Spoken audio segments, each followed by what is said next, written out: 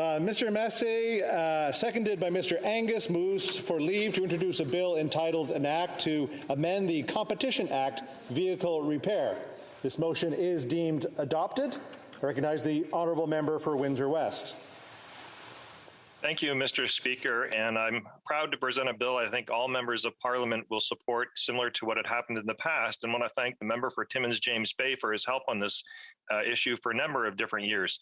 This bill, Mr. Speaker, will do three major things. The first, it will amend the Competition Act to authorize the Competition Tribunal to make an order requiring vehicle manufacturers to provide independent repair shops access to diagnostic and repair information and to service parts on the same terms and manner as the manufacturers make that information and parts available to their own authorized repair providers. Second, Mr. Speaker, this would update the voluntary agreement that is still in place since 2009 in my original legislation to include the rights of digital software that will cover future innovations and technologies as we move to zero emissions vehicle standards and electric vehicles.